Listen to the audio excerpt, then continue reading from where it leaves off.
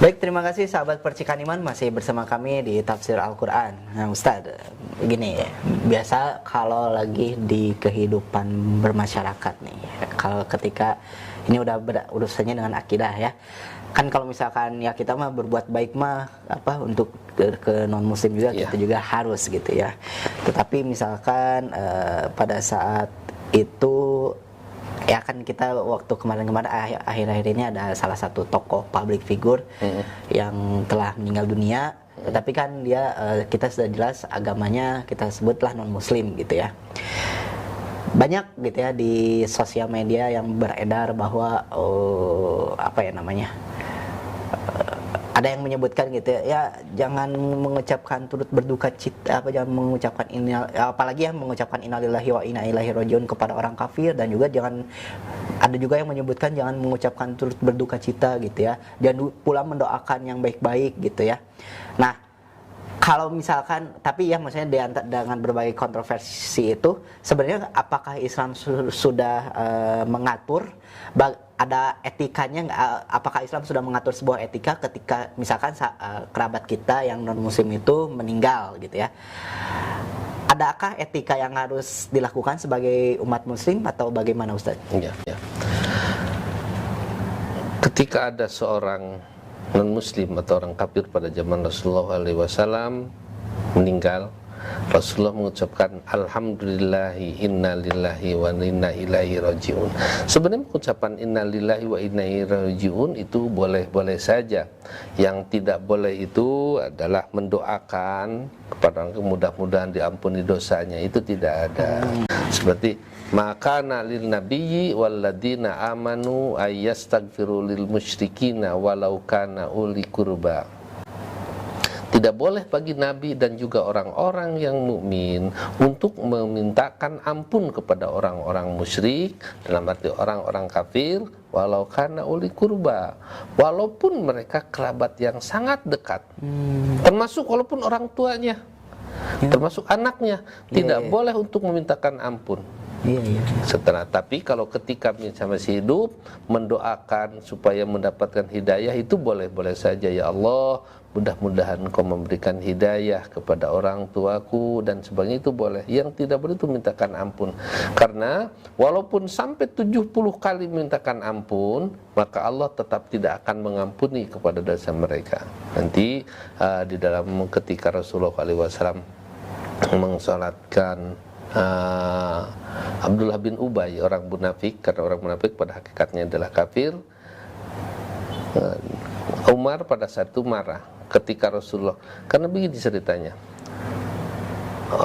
Abdullah bin Ubay itu orang-orang munafik yang sudah diketahui oleh siapapun, tapi anaknya Abdullah bin Ubay, anaknya itu sahabat Rasul, sahabat Rasul.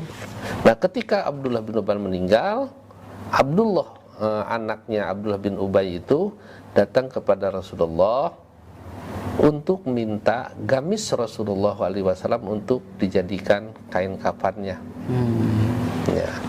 Kemudian ya sebabing barangkali Rasulullah, buat apa? Kalau tidak dikabulkan, ini sahabat beliau yang memintanya, tapi sahabatnya untuk menjadi kafan orang kafir atau orang munafik, kain kafan. Ya Rasulullah, ini memberikan kafan. Setelah itu beliau datang lagi kepada Rasulullah, Abdullahnya itu, untuk supaya Rasulullah mensolati Abdullah bin Ubay. Pada akhirnya bingung juga.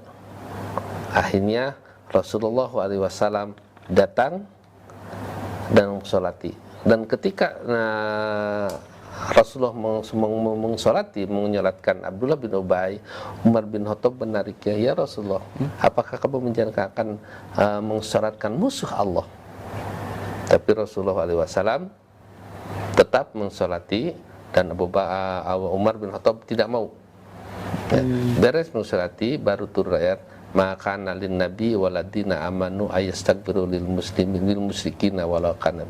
Tidak boleh bagi orang-orang yang beriman, bagi Nabi dan bagi orang yang beriman, untuk mintakan ampun kepada orang-orang musyrik walaupun itu kerabat dekat. Nah, Rasulullah membacakan itu, turun ayat itu setelah beres menyolatkannya. Kata Umar, apa? Kata saya juga. Tapi Rasulullah menjawab, saya melakukan sholat itu sebelum datang teguran dari Allah. Bagi saya tetap akan mendapatkan pahala, dan bagi kamu sebenarnya tidak ada pahala. Nah, karena itu Rasulullah setelah itu tidak pernah menyolatkan lagi orang-orang munafik, orang-orang kafir. Jadi hanya mengucapkan sebenarnya innalillahi wa inna ilaihi rajiun, itu boleh hanya katanya, dan Rasulullah mengucapkannya alhamdulillah innalillahi wa inna ilaihi rajiun. Mengucapkan alhamdulillah karena memang akan salah satu di antaranya musuh-musuh Allah sudah terkikis, tapi innalillahi wa inna ilaihi rajiun, sesungguhnya kami adalah milik Allah. Memang itu juga milik Allah, wa inna ilaihi rajiun, dan hanya kepadanya lah kami akan kembali. Jadi tidak apa-apa. Tapi sekarang seperti kemarin terjadi non muslim, ya mudah-mudahan amal soleh diterima. Tidak akan ada amal yang diterima karena tidak ada amal soleh. Yang namanya amal soleh itu harus bersandar kepada amanu. Innalladzina amanu wa amilus solihah. Barangkali kita sulit untuk menemukan amilus solihah, amal soleh itu yang tidak bersandar kepada alladzina amanu. Seperti kalau ada orang-orang yang kenapa ini? Ada orang non-muslim memberikan sumbangan ke masjid, ada itu. Iya. Banyak. Itu tidak termasuk amal soleh. Amal baik bisa amal baik, tapi amal baik itu belum tentu masuk pada amal soleh. Kenapa? Karena tentunya dia melakukan bukan karena Allah. Jangankan orang-orang yang kafir, jangankan orang-orang non-muslim, walaupun orang muslim melakukan suatu perbuatan yang kelihatannya amal baik, kalau memang dia riya, jadi amal soleh enggak? Tidak. Nah, apalagi kalau mereka riya itu kan bukan karena Allah, ingin terpuji, ingin apa? Itu dengan persoalan ingin terpuji saja sudah hilang. Apalagi kalau bukan karena Allah sama sekali. Nah, karena itu tidak akan ada amal soleh yang dilakukan oleh orang-orang kafir atau orang non-muslim. Nah, tapi kalau untuk orang muslim akan selama itu disandarkan karena Allah, walaupun kecil, walaupun hanya berbicara, itu akan termasuk amal soleh. Bahkan meninggalkan kejelekan pun akan menjadi amal soleh. Jadi boleh-boleh saja kalau mengucapkan innalillahi, karena memang itu bukan doa. Innalillahi bukan doa.